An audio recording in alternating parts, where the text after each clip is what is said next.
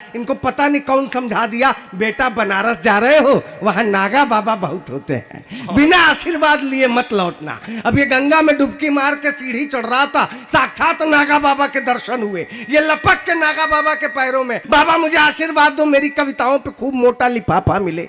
नागा बाबा मुझे आशीर्वाद दो, ये आवागढ़ के लोग जो है वो खूब हर बार हम ही से संयोजन कराएं। नागा बाबा मुझे आशीर्वाद दो, मेरा घर परिवार। नागा बाबा पैर झटक के, अमा छोड़ो यार, मैं कोई नागा वागा थोड़े ना हूं, वो तो गंगा में नहाने के लिए घुसा था, कोई कपड़ा चुरा के भाग गया।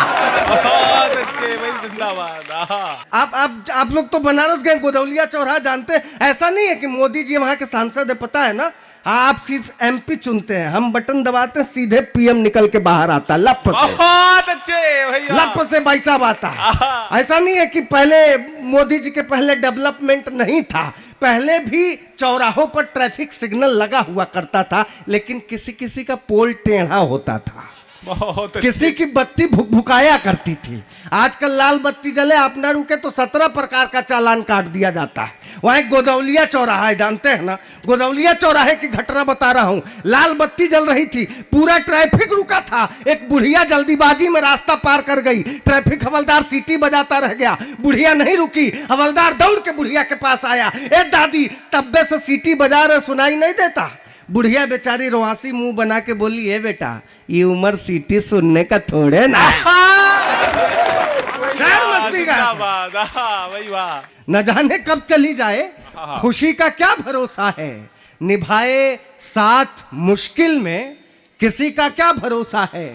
चलो एक दूसरे से दूर हम शिकवे गिले कर ले, हमारी इस जरा सी जिंदगी का क्या भरोसा। क्या बात है भैया, चलो एक दूसरे से गिले करें। बहुत शुक्रिया सर, बहुत धन्यवाद। आप जानते हैं बिना अनुभव के कोई कुछ लिख पाए ये असंभव होता है।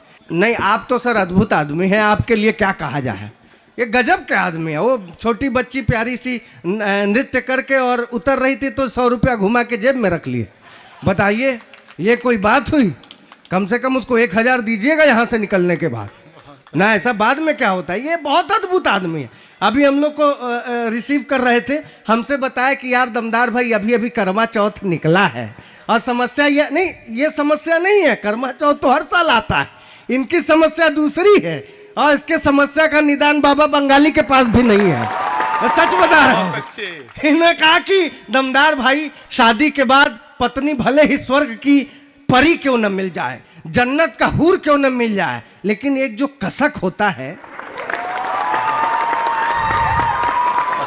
मैंने 4 लाइनें लिखी, 4 लाइनें इनकी कसक के ऊपर झोंकता हूं। ताली वाली इनके लिए बजाना, मेरे लिए नहीं, क्योंकि ये मेरी आप बीती नहीं है, मेरी अभी अभी शादी हुई है नई।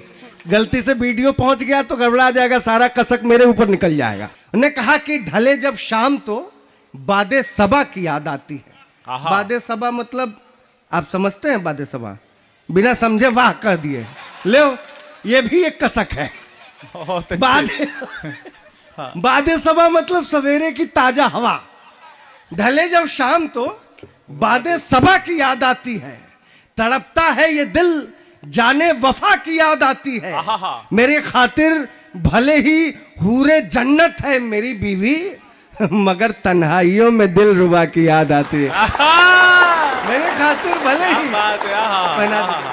बहुत अच्छे। क्या हमारी गलती नहीं है? मैंने पूछा भैया तो क्या करते हो, कहे जुगाड़ लगाते हैं। बहुत अच्छे, भाई बजाओ एक बार ताली, आनंद है भैया। मैंने कहा कौन सा, मैंने कहा कौन सा जुगाड़, तो कहने लगे कि यार बोल प्रेम के प्यारे प्यारे रखते हैं, नैनों के जोड़े कजरारे रखते हैं, घर में बीवी है तो बाहर दिल रुबा, एक मयान में 2 तलवारें रखते हैं। अभी तो भाई साहब बोल रहे थे कि बड़ा स्लो है जमाना। स्लो ऐसे करके आप मायूस होकर न बैठिए सर, पहली बात तो ये है। दूसरी बात ये है कि स्लो नहीं है जमाना, आपके समय की मोहब्बत अलग थी, बहुत अलग थी, इनके समय की मोहब्बत अलग है।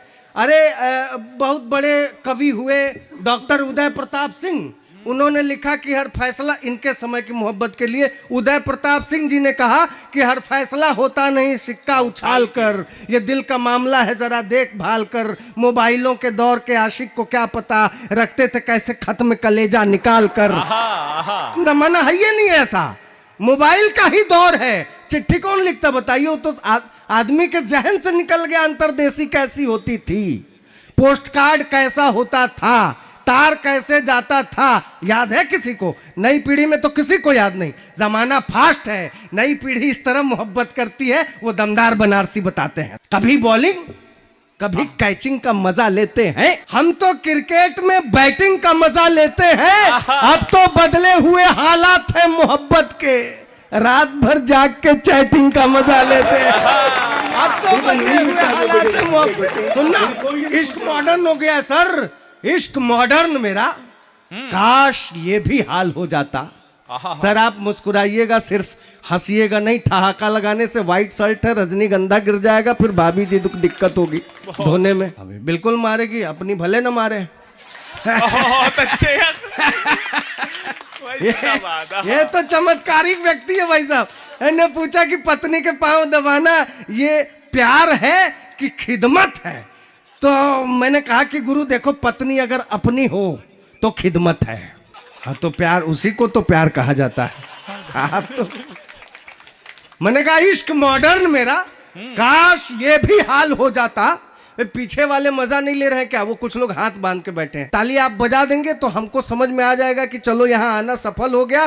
कोई भी कवि इतनी दूर से आपके बीच चल करके आता है तो एक उम्मीद लेके आता है कि उसको सुना जाएगा, उसको प्यार दिया जाएगा, आशीर्वाद दिया जाएगा। और वहां भी कुछ मनहूस चेहरे ऐसे बैठ जाते हैं, दिमाग खराब हो जाता है भाई साहब।